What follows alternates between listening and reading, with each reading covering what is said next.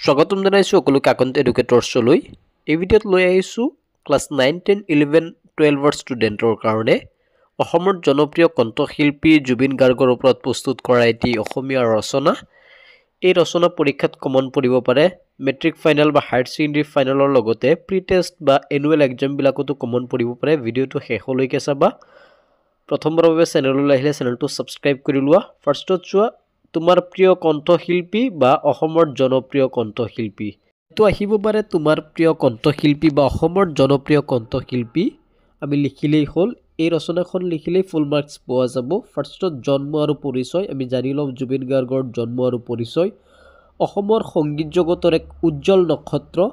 অসমীয়াৰ হিয়াৰ আমুঠু জুবিন গাৰ্গৰ জন্ম হৈছিল 1972 চনৰ 18 নৱেম্বৰত মেঘালয়ৰ তুৰাত পিতৃ মুকুতা বৰুৱা আৰু মাতৃ ইলা গাৰ্গ দুয়োজনেই সংগীতৰ লগত জড়িত হৈ আছিল তেওঁ আছিল এজন গায়ক সংগীত নিৰ্দেশক পৰিচালক অভিনেতা গীতিকাৰ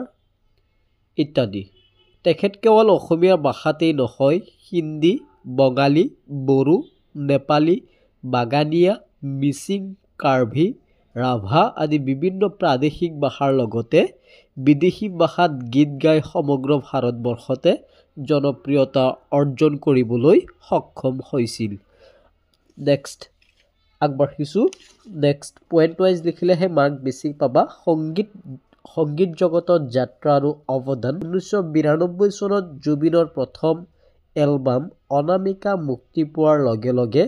পেছাদাৰী সংগীত জগতৰ সৈতে জুবিন জড়িত হৈ পৰে তাৰ পিছত ক্ৰমে মায়া ৰুমাল আশা জোনাক চান্দনী ৰাত চন্দা আদি এলবামত কাম কৰি ইয়াত কামটো ৰৈ গৈছে কাম কৰি সকলোৰে মাজত চিনাকি হৈ পৰে প্ৰায় 33 বছৰত 40টা ভাষাত 38,000তকৈ অধিক গীত বাণীবদ্ধ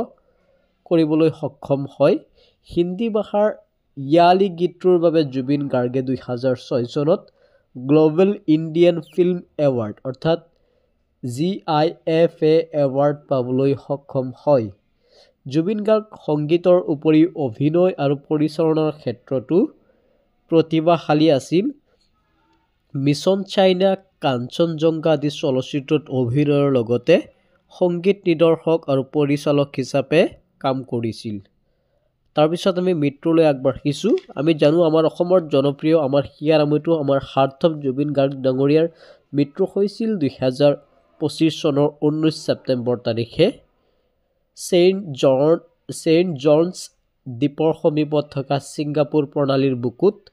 সাঁতুৰিবলৈ যাওঁতে উশাহ লোৱাৰ অসুবিধাৰ সন্মুখীন হোৱাত শিল্পীগৰাকীৰ মৃত্যু হৈছিল সদশেষত এই মহান শিল্পীগৰাকীৰ সংগীত কণ্ঠ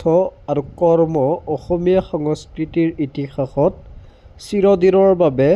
অমিলন হৈ থাকিব এইখিনি আছিল ৰচনা ভিডিঅ'টো চাই কেনেকুৱা লাগিছে কমেন্ট বক্সত নিশ্চয় জনাবা এনেকুৱা ভিডিঅ' পাবলৈ চেনেলটো সাবস্ক্ৰাইব কৰি ৰাখা আজিৰ কাৰণে ইয়াতে সামৰিলোঁ ধন্যবাদ